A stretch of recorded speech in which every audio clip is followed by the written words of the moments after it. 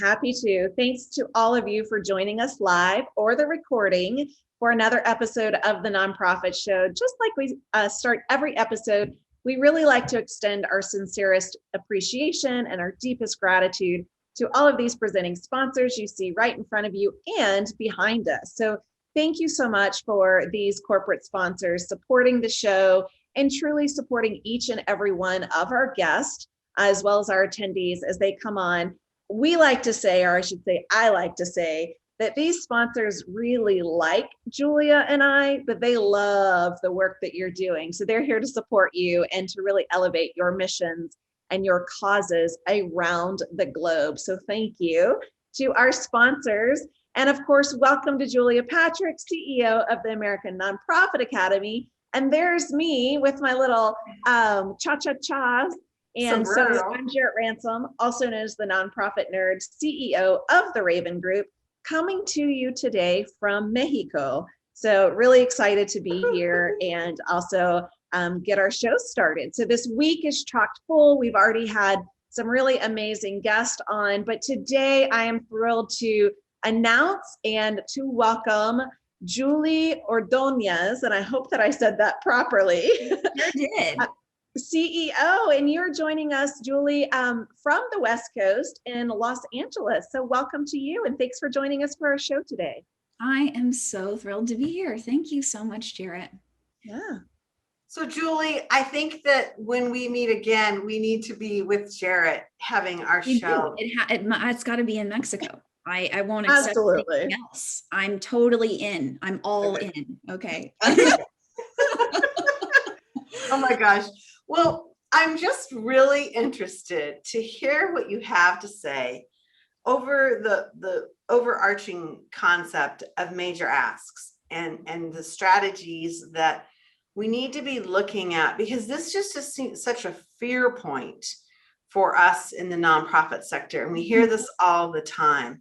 It seems to me we get folks that are like, let me at it. I can't wait to ask. I love it. Or, oh my gosh, I can't do it, step away. And so I'm really interested to know about your approaches and your thoughts on this. But first, I gotta ask, how do we define a major gift? Yes, great question.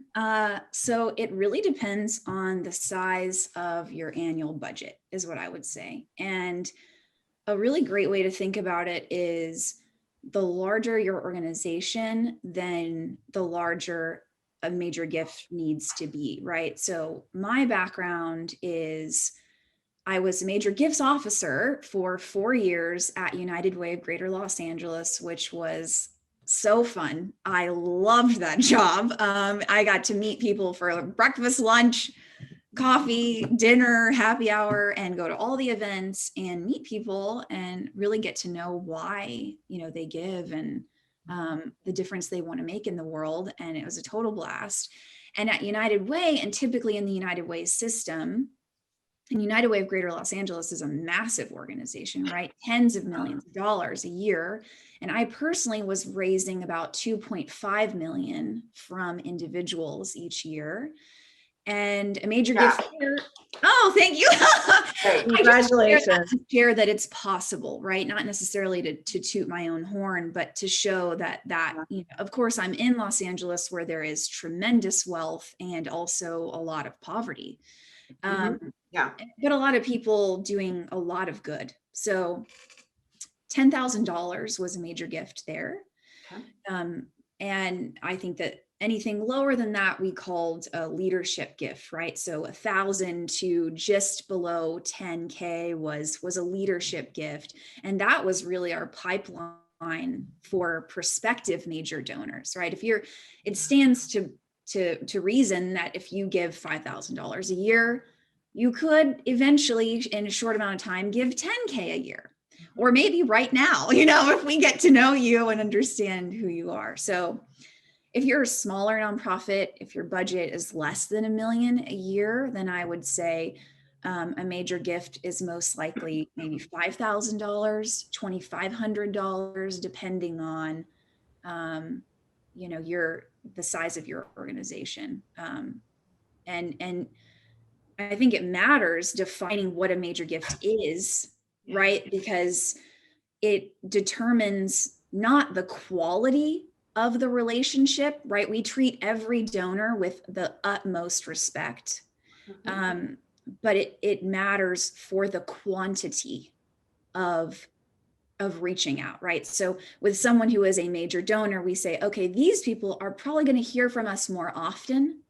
We're probably going to go deeper with them. So it's important for us to define what a major gift is. Can this be aspirate? I'm sorry, Jarrett, I interrupted you. No, go ahead. I'll tag on. Tag on afterwards. Can this be aspirational, or should this be more of a data focus? Like, you can look at your journal entries and say, yeah, this constitutes a major gift. Do you see what I'm saying? Yeah. So I think it can be aspirational. Absolutely. Let's say you've got, if you're really small and you've got just a handful of people who give you 10K gifts, right? That can be your major gift threshold. If you find that you have more people who are in that leadership level range who could potentially give more, I think it's important to just decide and be clear and have everybody on the same page, honestly, right? That would be my biggest thing. Yeah. Okay. I was going to say, I love that you really identified the correlation of a major gift to the operating budget of the organization, because what that tells me, if I'm hearing correctly, is every organization has a chance to evolve the definition of a major gift. So one, that's one thing I wanted to acknowledge, and I really appreciated that correlation that you provided, Julie. But furthermore, and I'm really known to ask these questions that maybe some of our viewers wish they had asked. But here's my question to you, and by no way, shape, or form is it meant to back you into a corner. But what I've noticed through my career, Julie, is the individuals that do invest at that major gift level may not consider themselves a major donor. So what do you, what do you suggest when it comes to us as the development professional, when it comes to our vernacular and how we talk to that major donor? Do we actually tell them that that's the category in which they're giving? Yeah. So that's a great question. Yeah. And I think I'm very much about an individualized approach. So I think it depends on the donor, and if having recognition for being a major donor is important to them, then yes, you should let them know, yeah, you are a major donor for us. But I think if someone is maybe more discreet, or they're not really interested in being categorized in that way for whatever reason, right? Whatever the reasoning might be, I think it's smart to just focus on building the relationship. And Julia, you mentioned the fear piece, right? Connected to major gifts. And I think that's what this has a lot to do with, is when we start to focus on the money above the people and the relationship, that's when things start to get scary and a little icky feeling. And so if we really focus on building relationships and partnerships, and I think it kind of takes a lot of the fear out of it, and there's less of a need to externally categorize someone, right? For internal language, it's helpful to be on the same page, right? But I think it's maybe less important externally, unless that's your strategy, right? We have an affinity group that is people who give at this level, and it's prestigious, and you get to meet other people who are also committed at this level. If that's your strategy, then yes, you should be clear about that marketing, Yeah. I appreciate that because I know I've been caught in that kind of situation. And someone had said, which, for them, it was a $10,000 gift. And she didn't see it really as a major gift. And she's like, oh gosh, I'm really not a big donor. I'm sure you have bigger donors, And so I just wanted to ask that question because I do think previously in my career, maybe I wasn't as informed of how do we talk about this to the actual investor, if you will. Yeah. And I think, listen to them, right? So if they're telling you 10K is not a large gift, hello, okay. So Right. that could be a chance to say, well, then what would you consider a major gift? Right. Pick And up those cues in conversation. yes, and listen. And okay, well, that's so fascinating because to us, actually, 10K is a major gift for us. There are not a lot of people who give at the level that you do. You should know that. Right. And even just saying that and get real, like there's no reason to hide this from them. And I think people want to help. So maybe she will end up giving more, knowing that that's a need and that not a lot of people are stepping up in that way. Right. So let me ask a question that dovetails to that and kind of comes at it from the other direction is, how often do you think donors would like to be known as a major gift, donor? I mean, is that a value?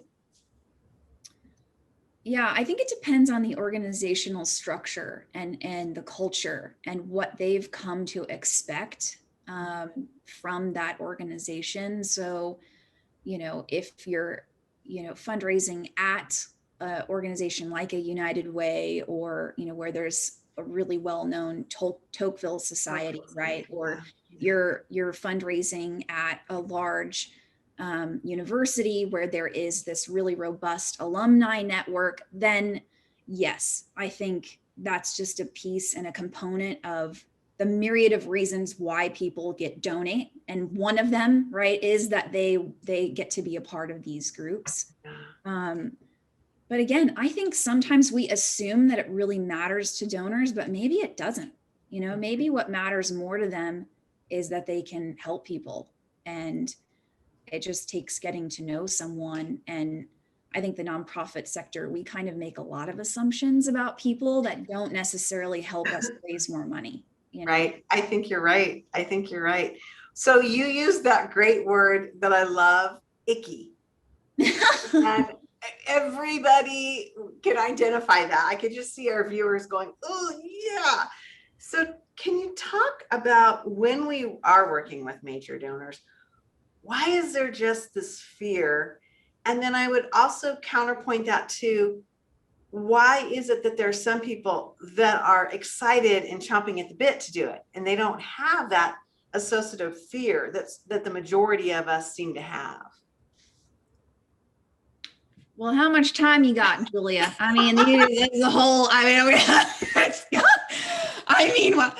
gosh, yeah. I know. I mean, the first thing that I would say to you is if you are feeling fear in asking for major gifts, please stop judging yourself. It is normal, even though it's your job.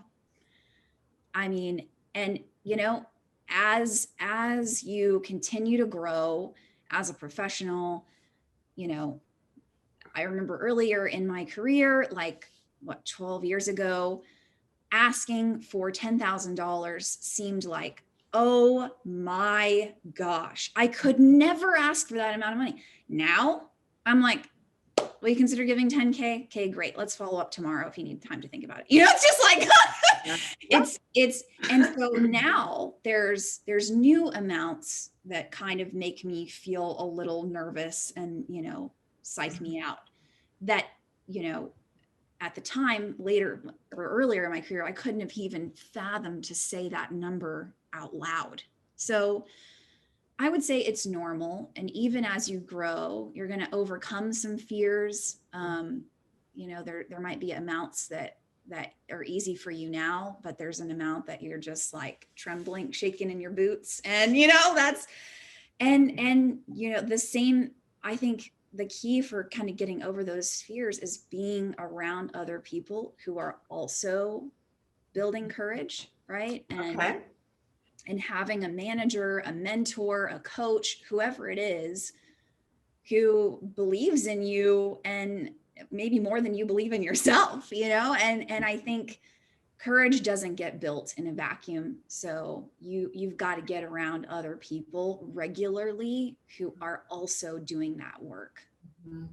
I remember recently, last week, in fact, talking with Jason Champion at Winspire, and we were looking at gala packages and really looking at experiences that were a high price tag to me or to others with the organization that I was working with. And he said, which I believe really correlates with today's conversation, is we're not shopping with our budget in mind, right? We're shopping with the attendee or the donor or the investor's budget in mind. So when it comes to asking for $10,000, for someone, me included, that is a really large commitment and something I would really need to spend some time thinking about. But not everyone, as we were saying earlier, and Julie said this as well, 10,000 may not be a big gift to some people. So we're really shopping, if you will, with their budget and what's major in their reality, and to realize that everyone's money correlation and money story and minimums and maximums, they're all different. Yes. So much. Yes. That is so good. Yeah. Yes. And I have to remind myself too, be like, oh my gosh, $50,000, that's a lot of money. But for some people, as you said, Julie, they may be like, great, 50,000, where do I send the check? So, yep. And that's how you left money on the table, when you get an instant yes. We want the instant yes. We want to be done with it. We just want to win and we want to move on because we've got all these things on our plate. And if they didn't even need to consult their spouse, their partner, their accountant, their CPA, their anybody, business manager, whoever. Right. Then like what I really try to teach people is find that amount that they need to pray about it. They need to think about it. It's something, when you get to that place, that it is a meaningful amount to them. And probably the amount that your nonprofit actually really needs. Right. And that's what you really want. You don't want your donor to be like, oh, hey, Chris, what did I give last year? I don't even remember. Can you tell me? Right. Hello. Or is that when you go back and say, great, was that a $50,000 commitment quarterly or monthly? I love it. That is genius. Yes. That's genius. Yeah. That's so good, Jarrett. That's so good. I love it. So Julie, we have not a lot of time left, and I didn't want to get away from you without talking about the Courage Lab. Of course, love the word. In the nonprofit sector, every day we get out of bed, we need to have courage. We need to have courage for ourselves, courage for our clients, courage for our community. Yes. So when I saw this, I was just like, wow, I really want to know what this looks like and just talk to us about it. Yeah, absolutely. So it is my flagship 6-week group coaching accelerator. It's called Courage Lab, and it is kind of what it sounds like. It's a place for you to build courage and to test it out and to go for things and to really push yourself in an environment where you're surrounded by peers, other nonprofit founders, executive directors, VPs of development, people within leadership roles in organizations who are ambitious, who want to raise a lot of money. They're not just trying to move the needle necessarily or grow by a small percentage. They want to double their individual giving. They want to really focus on major gifts. And so that's what we do. We focus on building courage, strategy, and relationships. And it is a lot of fun, and people truly, it is crazy. People truly transform in just this 6-week container from really struggling with imposter syndrome, with feeling like, who am I to be asking anybody for anything? And I'll just take whatever you want to give, and struggle and be overworked and overwhelmed and overcommitted and strung out, really, if they're honest, right? To really stand advocating for themselves, asking for more, and not just from their donors, but even from their teams. And asking for more, I think sometimes looks like renegotiating a lot of commitments. Nonprofits are notorious for overcommitting themselves and frankly doing too much. You cannot Now, do it, The Courage Lab, and it's an online community. Is it built and That's right. designed Yeah, to it's be an all virtual. online community? Mm-hmm. Great.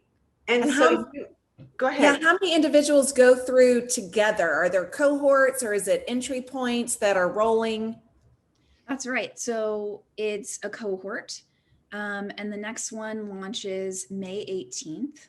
So Okay. we're kind of a month out. And it's a really intimate group. It's usually no more than 8 to 10 individuals.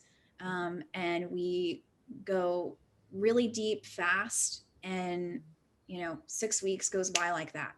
So Yeah. and you really learn everything from A to Z of what you need to raise major gifts regularly. And when I say major gift, I mean at least 5-figure gifts. Mhm. Good, good. I love it. And all sectors, I mean, all different parts, regions across the country. It really is not just tied to your own group, right? It's not a focus group within one organization.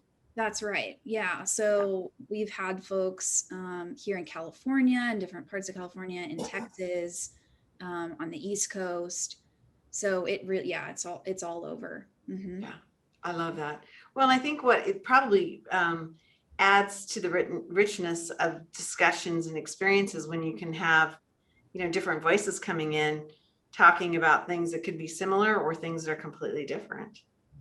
Yes. And I think it helps you to be around other people who just asking for major gifts is normal, and fundraising can feel so lonely sometimes, unfortunately. And so that's part of why I created this Mhm. group experience, so that people could be in community.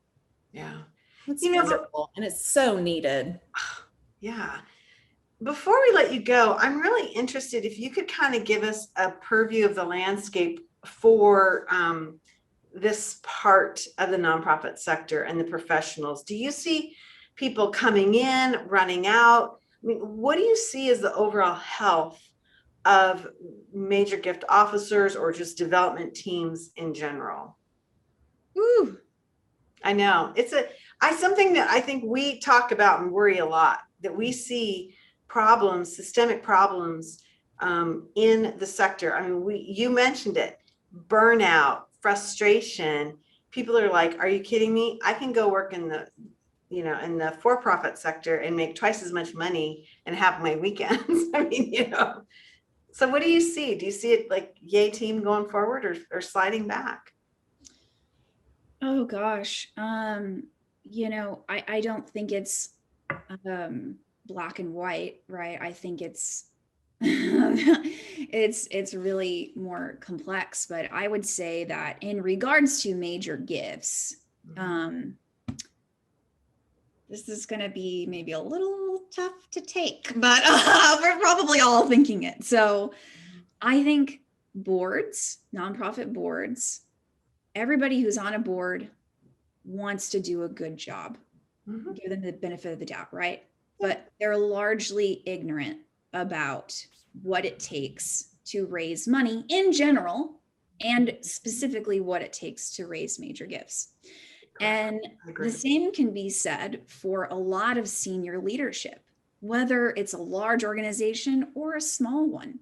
I talk with a ton of executive directors and CEOs, and their expectations, I think, of it being near instantaneous. Well, can't you just pick up the phone and raise money? And I think that along with, because of the ignorance, there's just these unrealistic expectations of raising a ton in a short amount of time, and not really valuing employees. And I don't think that this is a new thing. This is an age-old story, I guess. I think even before my time too. So I think it comes down to humility, honestly, and having real authentic conversations about, hey, we don't actually know what we're doing. And so we need to let people and employees lead the way in a lot of these decisions and strategy. And that's pretty radical. But I think that would be one solution to this problem. Mhm. I love that word radical, Julie. I was talking to someone else about, where we are in the sector. And about a year ago, I had said, Julia, you'll remember I had said, our sector is due for a shakeup. We are due for the disruption, and in a radical way, for it to be just completely shifted in a manner in which none of us have truly experienced before. And I just want to add to this, because this has been such a wonderful conversation. I would echo your sentiments, Julie, truly, when it comes to the board. And then also for the staff to truly, share and communicate the expectations. Because as we're learning, also from Tony Bell with Fundraising Academy, when it comes to cause selling, just when you start a conversation with someone doesn't mean you're going to see the fruits of that labor instantaneously. Right? So it really is a long journey for some donors.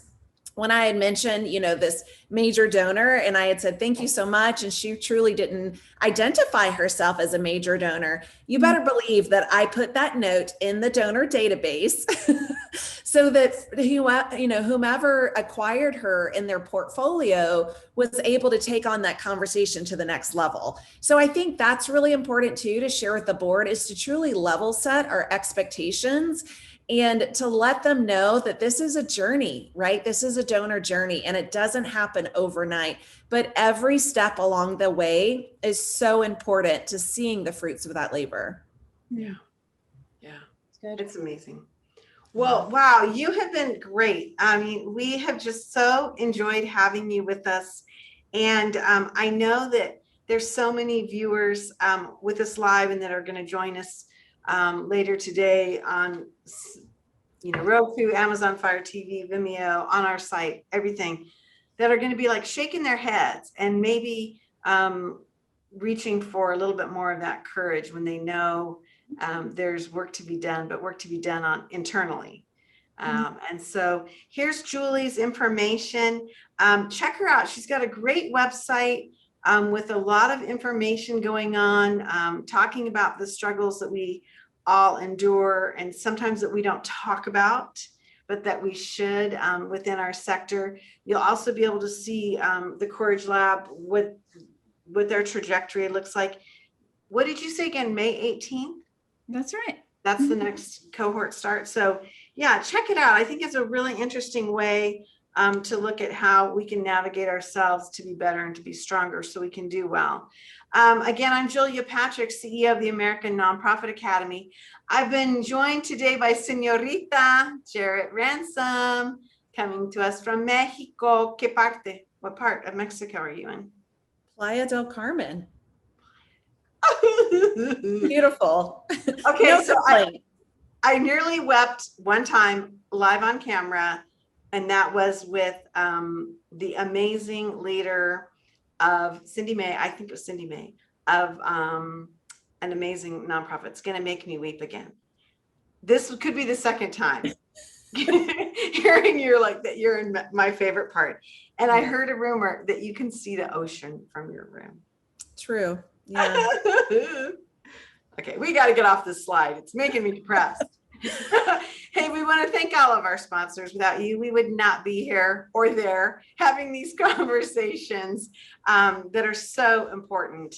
And so again, we want to definitely let everyone know that without these folks, we wouldn't be here. So we're super, super grateful.